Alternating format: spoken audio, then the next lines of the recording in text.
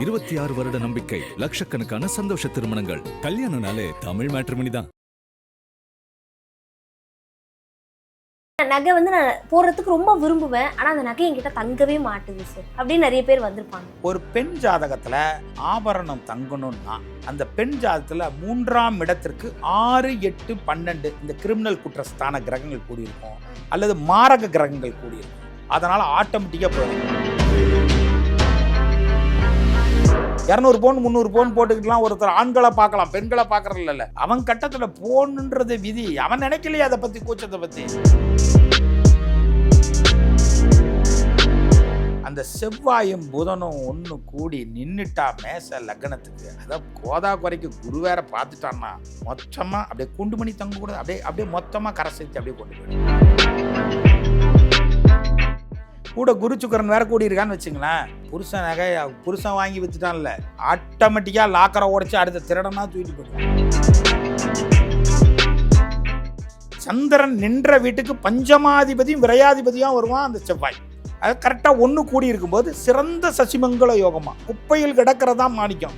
ஒன்றுமே இல்லாத கோமநாண்டியாக இருந்தவன் கோபுரத்துக்கு வர்றான்னா அந்த ஃபிக்ஸட்.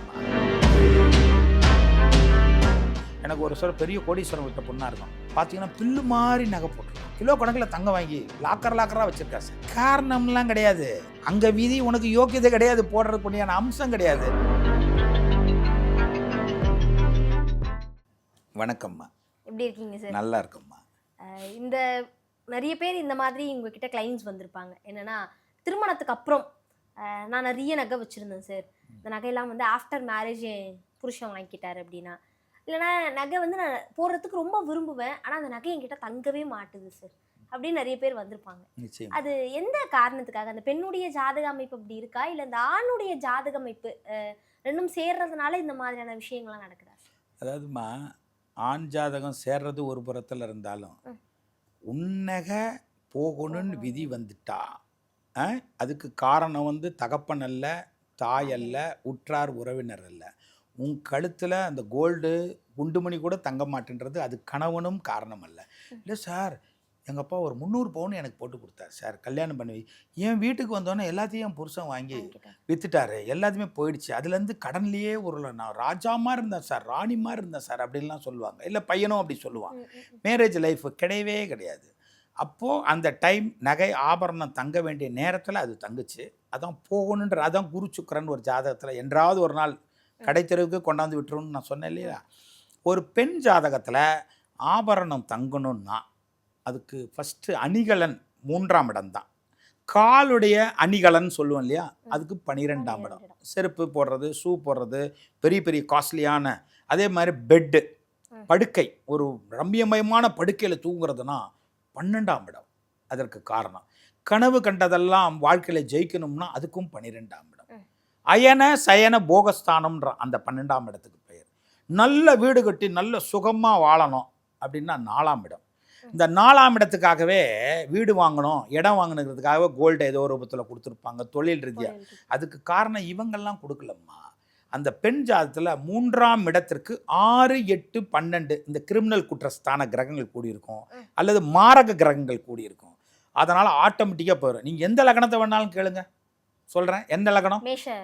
சரி, மேச லக்னம் அப்படின்னாவே முயற்சி ஸ்தானம் 3ஆம் இடம், முயற்சி கர்ணபூஷண ஸ்தானமும் 3ஆம் இடம், உபஜயஸ்தானத்தில் வெற்றி ஸ்தானத்துக்கு ஒரு 3ஆம் இடம், உடல் ஸ்தானத்துக்கும் 3ஆம் இடம், கழுத்து பகுதிக்கும் 3ஆம் இடம். அந்த புதன் இயற்கையாகவே பிரெயினுக்கு உண்டான காரக தத்துவம் படைத்தவன். இது அடுத்த பேட்டர்ன் வச்சுக்குவோம். இந்த மேச லக்னம்னு சொன்னீங்கன்னாவே 3ஆம் இடத்து அதிபதி புதன். சரி, அந்த புதன் செவ்வாயோட கூடிட்டான்னு வச்சுங்களேன், உன் வாழ்க்கையில் குண்டுமணி தங்கம் கூட நிற்காது. பிறப்பு ஜாதத்தில் மேச லக்னத்தில் பிறந்து எனக்கு ஒரு சில பெரிய கோடீஸ்வரம் விட்ட பொண்ணாக இருக்கும். பார்த்தீங்கன்னா பில்லு மாதிரி நகை போட்டிருக்கோம். என்னம்மா உனக்கு நகையே? ஆமாம் சார், எங்கள் அப்பா கிலோ கணக்கில் தங்கம் வாங்கி லாக்கராக வச்சுருக்கார் சார். காரணம்லாம் கிடையாது. அங்கே விதி உனக்கு யோக்கியதை கிடையாது, போடுறதுக்குடியான அம்சம் கிடையாது. நான்லாம் விரும்புவேன். என்ன சந்தப்பத்த நாட்டை இவ்வளோ நகை போட்டு வரானுங்க, ஒரு ஆம்பளைங்கள்லாம் அந்த பெண்கள் போடுறத கூட பார்க்குறான். அவர் சொல்கிறதுக்கு வேணா இருக்கலாம், காமெடியாக இருக்கலாம். அவன் போடணுன்றது விதி. ஒருத்தர் பார்த்தீங்கன்னா 200 பவுன் 300 பவுன் போட்டுக்கிட்டுலாம் ஒருத்தர் ஆண்களை பார்க்கலாம், பெண்களை பார்க்கறது இல்லை. காரணம் அதான் பார்த்தா எல்லாருமே 4 பேர் சிரிக்கிறது. அது சிரிச்சா சரி, சிரிப்பவர்கள் சிரிக்கட்டும், அது எந்த சிரிப்பாக வேணாலும் இருக்கட்டும். அவன் கட்டத்தில் போடணுன்றது விதி. அவன் நினைக்கலையே அதை பற்றி, கூச்சத்தை பற்றி. அந்த செவ்வாயும் புதனும் ஒன்று கூடி நின்றுட்டா மேச லக்னத்துக்கு, அதான் கோதா குறைக்கு குரு வேற பார்த்துட்டான்னா மொத்தமாக அப்படியே குண்டுமணி தங்க கூட அப்படியே மொத்தமாக கரை சேர்த்து அப்படியே கொண்டு போயிடும். கூட குரு சுக்கரன் வேற கூடி இருக்கான்னு வச்சுங்களேன், பைசாக்கு அவ்வளோதான், லாட்ரி தான், தெருவா லாட்ரிக்கு தான் போகணும். மேச லக்னத்தில் பிறந்து குருவும் சுக்கரனும் ஒன்று கூடி செவ்வாவும் புதனும் ஒன்று கூடிட்டா உன் புருஷன் புருஷன் வாங்கி வச்சுட்டான்ல, ஆட்டோமேட்டிக்காக லாக்கரை உடைச்சி அடுத்த திருடனா தூக்கிட்டு போயிடுவான். கழுகுகளும் வல்லூர்களும் எந்த ரூபத்திலேயாவது வந்துடும்மா. ஒரு லக்னத்தில் பார்த்த உடனே, இப்போ மேச லக்னம் தானே சொன்னீங்க, மேச லக்னத்துக்கு 8ஆம் இடம் தான் திருமாங்கல்யம். திருமாங்கல்ய ஸ்தானாதிபதி திருமாங்கல்யத்துக்கு 8ல் போய் உட்காந்துருக்கான். செவ்வாயோட புதன் ஆட்சி பெற்ற செவ்வாய், புதனோட செவ்வாய் கூடி இருக்குன்னு வச்சுக்கலாம். என்னம்மா கவனமாக வச்சுக்கம்மா, உனக்கு தசாபுத்தி ஓடுது, மாங்கல்யத்தை கவனமாக வச்சுக்கோங்கன்னு. சார் ரொம்ப கவனமாக தான் சார் வச்சுருக்கேன். மாங்கல்யத்தை கொண்டு போய் உன்னுடைய உண்டியில் ஏதாவது ஒரு உண்டியில் போட்டுருமா, இது ஒரு பரிகாரமாக கொஞ்சமாக எடுத்து போட்டுருந்தேன். இதனால் என்ன சார் ஆகும்னா, திருடன் இழுத்துட்டு போயிடுவாம்மா, கொத்தோடு போயிடுவாம்மா, கவனமாக இருந்துக்கம்மா, உன் புருஷனுக்கு வர வேண்டிய கெட்டது தலைக்கு வர்றது தலைப்பாக கூட போகுமான்னு. அதெல்லாம் சொல்லி பெங்களூரில் நடந்தது உண்மை நிகழ்வு. அப்போ பெங்களூரை நான் முன்னாடியெல்லாம் நிறைய நாள் விசிட் பண்ணுவேன், அன்றைய கால 8 ஆண்டுகளுக்கு முன்னாடி.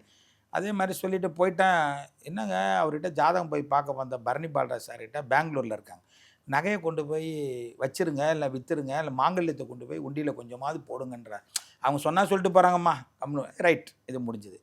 இதே கணவனும் மனைவியும் மணி 5 மணிக்கு பெங்களூரில் வாக்கிங் போகிறாங்க. வாக்கிங் போது பைக்கில் வர்றேன், கணவனை அடித்து மனைவியினுடைய சங்கிலியை கணவன் முன்னாடியே பறிச்சுட்டு போகிறான். கணவனை அடித்து கைகால் உடஞ்சி போச்சு. அதே மாதிரி மாங்கல்யமும் போகணுன்றது விதி.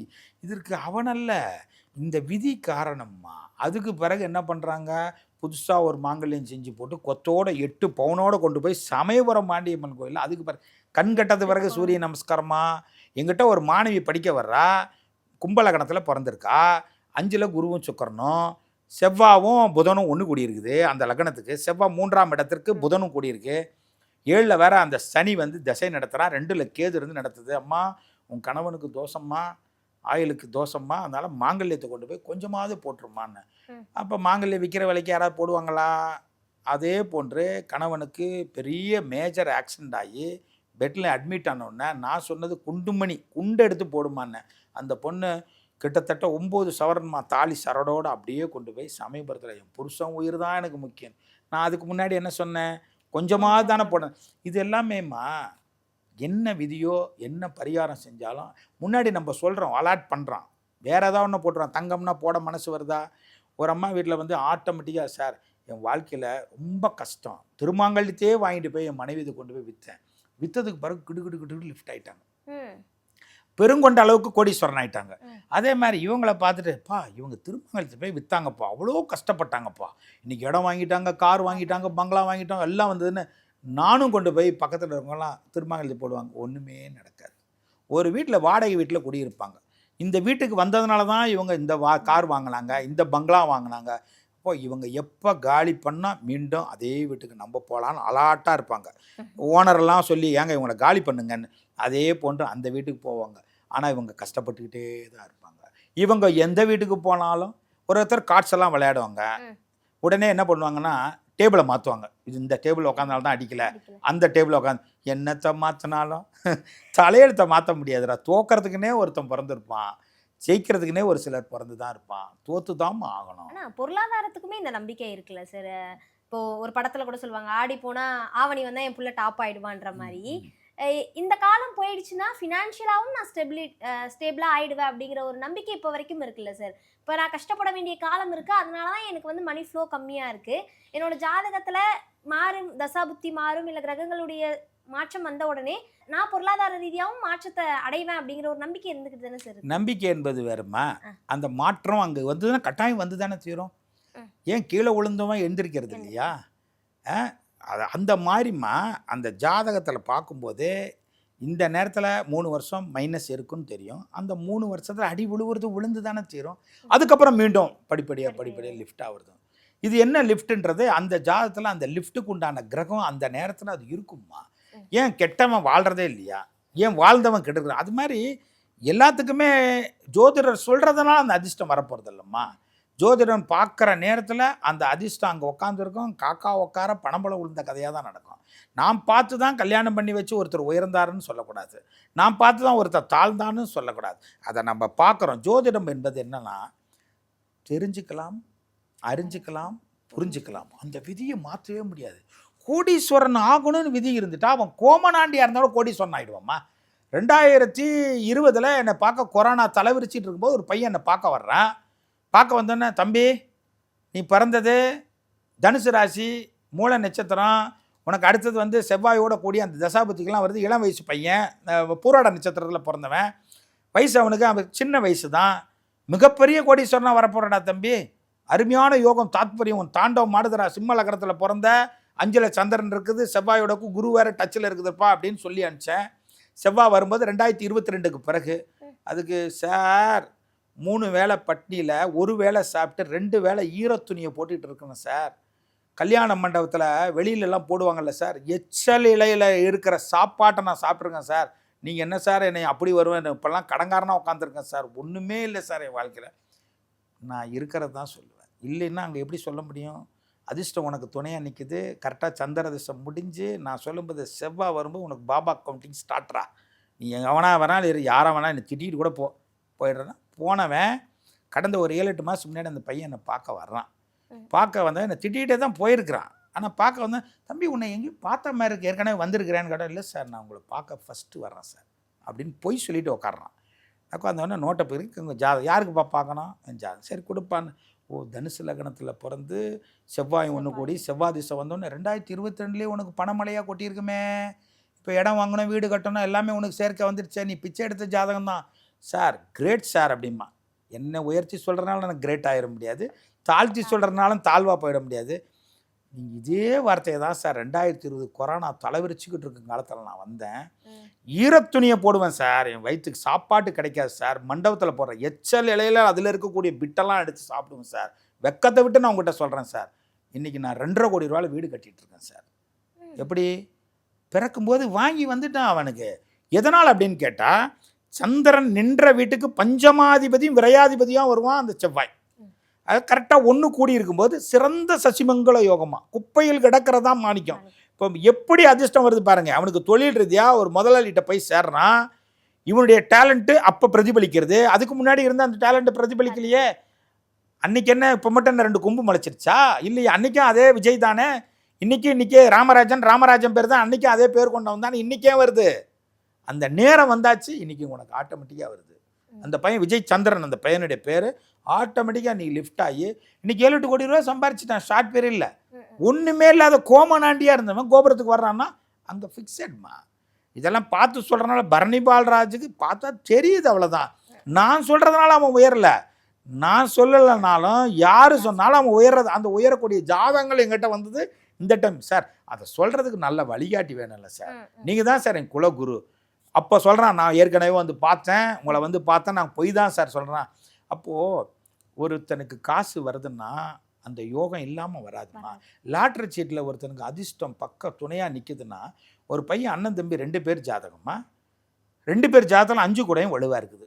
5 கூடையும் வலுவாக இருந்தால் பாட்டன் பூட்டன் செய்து வைத்த நன்வினை சொத்தெல்லாம் கிடைக்கணும்ல. ஆனால் கோமனாண்டி வீடு அப்பனும் ஒன்றும் இல்லை, பாட்டனும் 0. தனுசு லக்னத்தில் இவன் பிறந்திருக்கான் அன்னக்காரன், செவ்வாய் அவனுக்கு உச்சம்.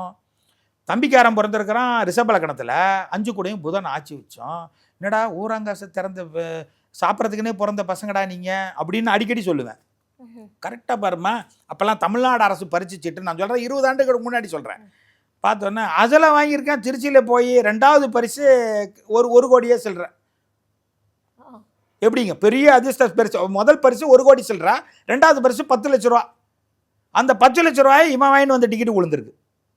இதை வச்சுட்டு அப்போ ஓப்பன் மார்க்கெட்டு லாட்ரி சீட்டு நாமக்கல்லில் கடையை ஓப்பன் பண்ணுறானுங்க, பெரிய அளவுக்கு நல்லா பண்ணுறான், வியாபாரம் பண்ணுவாங்க லட்சக்கணக்கு, அதாவது பல லட்சம். இதில் வந்து ஒரு சிலர்களுக்கு தானே அந்த அதிர்ஷ்டம் கிடைக்கும். விற்காத எந்த ஒரு 30 சீட்டு 40 சீட்டு நிற்கும் பார்த்தீங்களா, அதில் சரி பரவாயில்லப்பா கிடப்பில் கிடக்கட்டமா தூக்கி போடுவானுங்க. அதில் 10 லட்சம் 5 லட்சம் 2 லட்சம் சாதாரணமாக கிடச்சி இதுலேயே கோடீஸ்வரனானுங்க. ஊராஞ்சொத்தை திங்கிறதுக்குன்னே பிறந்த பையன்டா நீ அப்படின்னா. அண்ணன் தம்பி 2 பேருமே ஊராஞ்சொத்துனா என்ன தெரியுங்களா, லாட்டரி சீட்டுங்கிறது என்ன, எல்லா சமுதாயத்தை சேர்ந்தவங்க சேர்ந்து வாங்கக்கூடியது தானம்மா.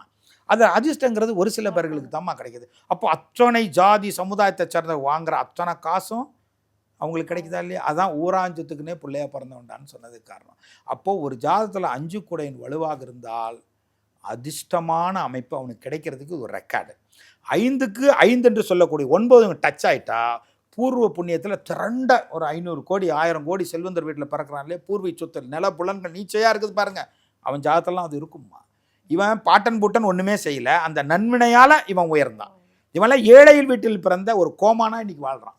ஏழை வீட்டில் தான் பிறந்தான், அவன் இன்னைக்கு கோடீஸ்வர சம்பத்தா வாழ்கிறானுங்களே. அந்த மாதிரி அந்த யோகத்தை பார்த்து நான் சொல்கிறதுனால உயர்றதில்லம்மா. எல்லாரும் நல்லா வரணும், லாட்டரி சீட் வாங்கணும், உழுவணும்னு தான் எல்லாருக்குமே உழுவும், நம்ம தான் போய் உழுவணும். அதிர்ஷ்டங்கிறது ஒத்த சீட்டில் தான் அதிர்ஷ்டம். கட்டுக்கட்டாக வாங்கி மூட்டை முட்டையாக வாங்கி வச்சு பார்த்தா அதிர்ஷ்டம். பொன் முட்டை வர்ற வார்த்தை ஒரே நாளில் அரைச்சு பார்த்தா முடியுமா? அதிர்ஷ்டங்கிறது நீ விழுவணும்னு விதி வந்தால் விழுந்தே தீரும். கண்டிப்பாக சார், நிறைய விஷயங்களை பகிர்ந்துக்கிட்டீங்க. மிக்க நன்றி சார். நன்றிம்மா.